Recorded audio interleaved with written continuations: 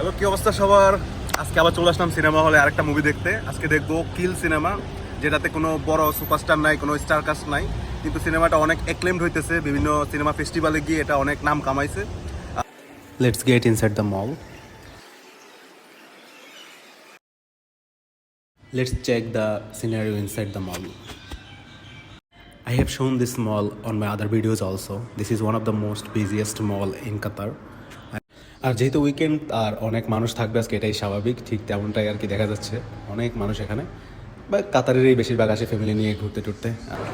তো কিল সিনেমা দেখার জন্য অনেক এক্সাইটেড, কারণ আগে একটা মুভি দেখার সময় এটা ট্রেলার দেখছিলাম, আর ট্রেলার দেখার পরে যে এটার মধ্যে যে লেভেলের অ্যাকশন ভায়োলেন্স দেখাইছে, আর যেহেতু মুভির পুরো স্টোরি নাকি একটা ট্রেনের ভিতরে হবে, সেই জন্য অনেক এক্সাইটেড আর কি।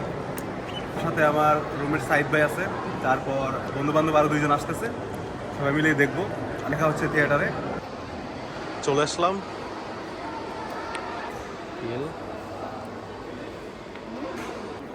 এই যে লোকেরা 2 ঘন্টা ওয়েট করে রাখছে এখানে, ঠিক আছে?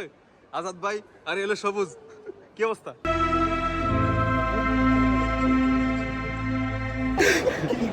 এইমাত্র আমরা কিল দেখে বের হইলাম, এই লোকে কিল মুভি দেখছে, জানেই না মুভির নাম কি। আচ্ছা, এটা কথা না, অ্যাকচুয়ালি এক্সপিরিয়েন্স কেমন আছিল? এখন আমি অ্যাকচুয়ালি ট্রেলার দেখছি, আর অনুরাগ কাশ্যপের একটা ইন্টারভিউ দেখছি পিঙ্ক বিলাতে। ওখানে সে বলছে যে আসলে ইন্ডিয়ান সিনেমা এরকম ব্রুটাল সিন আর দেখায় না। এটা অ্যাকচুয়ালি সত্য কথা, কিন্তু মুভি ওই যে রেড বা থাইল্যান্ডের অন্যান্য মুভি, ইন্দোনেশিয়ান মুভির সাথে যে ওরা একটা কম্পেয়ার দিতেছে, আমি বলবো না যে ওই লেভেলে না, ওই লেভেলের, কিন্তু লাইক হলিউড ইজ হলিউড, বা ওদের লেভেলের সিনেমা অন্যরকমই হবে, ঠিক আছে? কিন্তু এখানে ওরা অ্যাকচুয়ালি দেখাইছে ঘেডি ভাঙা, ছুরি ঢুকানো, কাটা, এগুলা মানে খুব ব্রুটালি দেখাইছে, ঠিক আছে? মানে চিলিং একটা এক্সপিরিয়েন্স আছিল, তাই না? এগ্রি করেন কিনা?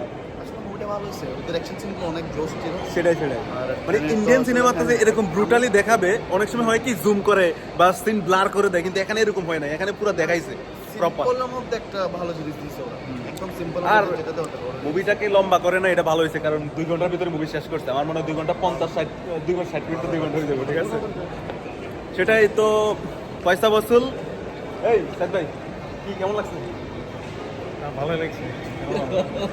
পজিটিভ একটা না দেখছি তো এখানে কিন্তু কোনো বড় স্টার কাস্ট নাই, ঠিক আছে মুভিতে। আর আমরা যে শোটা দেখছি এটা মোটামুটি হাউসফুল, তাই না? ভালো দিচ্ছে।